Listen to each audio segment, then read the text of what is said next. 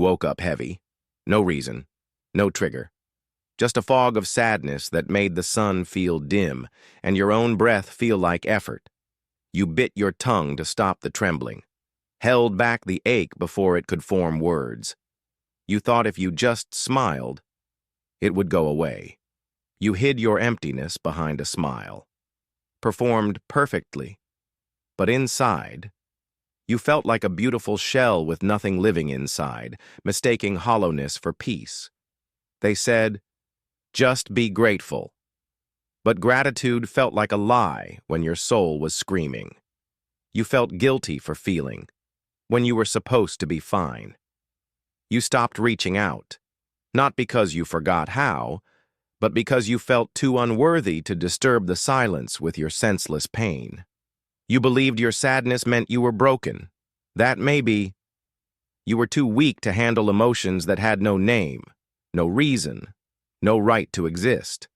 You thought strength meant feeling nothing, that showing confusion meant you were failing yourself, but the pressure to understand, it distanced you from your own heart. You apologized for your tears, for your neediness, for the ache in your chest when the world felt too loud, too harsh, too much. You hid your pain behind achievements. Success looked good, but inside, you felt lost. Like a ship in a storm that had forgotten how to signal. They said, just pull yourself together. But pulling together felt like a burden when your mind was screaming for relief. You felt guilty for needing when you were supposed to be strong. You believed your senseless sadness made you unworthy. That maybe you were too fragile for even the gentlest care to touch the parts of you that hurt for no reason. You thought maybe care was too loud, that your pain was too quiet, your presence too empty. That peace meant no confusion, only clarity. But what if your sensitivity wasn't a weakness? What if it was a superpower? A way to feel deeply, to connect, to truly see the world. Your tears are not signs of weakness. They are signs that your heart still works, that you still care, that you are beautifully, deeply human. Healing is not about numbing your sensitivity. It's about learning to protect it, to channel it, to let it guide you gently. Your sensitivity allows you to feel the beauty others miss, the pain others ignore. It makes you empathetic, insightful, real. In quiet moments, you finally stopped fighting the fog. Not in meditation, but in surrender. You whispered, not for clarity, but for a place to just feel. But the truth is, this is what healing has taught us for a long time.